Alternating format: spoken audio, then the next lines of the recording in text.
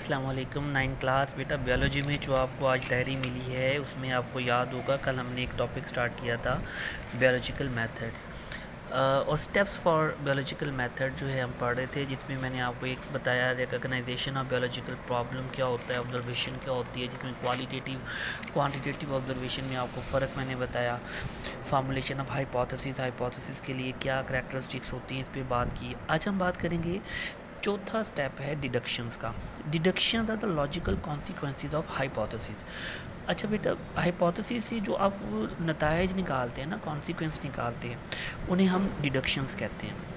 Hypothesis taken as true and expected result, और deduction का दूसरा जो नाम होता है उसे हम एक्सपेक्टेड रिजल्ट भी कहते हैं बेटा।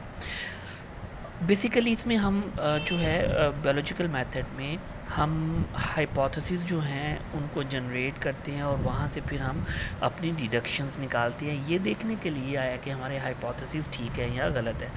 अच्छा, अब चूँकि मैंने अभी बात की कि ये देखने के लिए कि हाइपोथेसिस जो हैं वो हमारे गलत हैं, ट्रू हैं या नहीं हैं, उसके लिए जो बायोलॉजिस्ट होता है वो एक्सपेरिमेंटेशन करता है।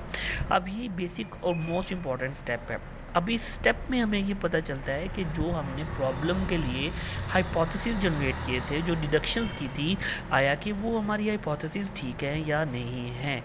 याद रखिएगा इस बात को। इसके लिए एक सीरीज़ ऑफ एक्सपेरिमेंट्स होता है जो बायोलॉजिस्ट परफॉर्म करता है। अच्छा, इसके बाद जो हमारे पास है वो है समराइजेशन ऑफ रिजल्ट। जाहिर सी बात है, अब बायोलॉजिस्ट जो होता है वो एक्चुअल क्वालिटेटिव डाटा, एक्सपेरिमेंट्स को, इन सब चीज़ों को देख के अपने रिजल्ट्स को समराइज़ करता है कि आया कि मेरा ये प्रॉब्लम जो है, जो बायोलॉजिकल प्रॉब्लम हमने डिफ़ाइन किया, उसको जो है वो प्रॉब्लम को पूरे तौर पे जो है वो सॉल्व भी कर रहा है या नहीं कर रहा।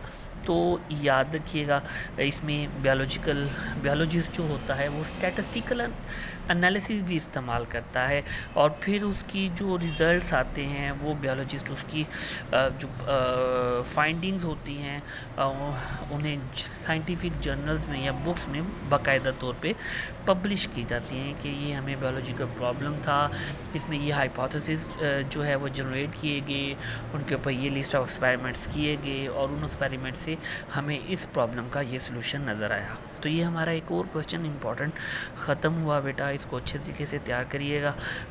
जो हमने बात की कि कौन से स्टेप्स हैं जो कि हम बायोलॉजिकल मेथड में इस्तेमाल करते हैं किसी भी लिविंग ऑर्गेनिज्म को प्रॉब्लम को सॉल्व करने के लिए। Thank you so much. अल्लाह हाफिज़।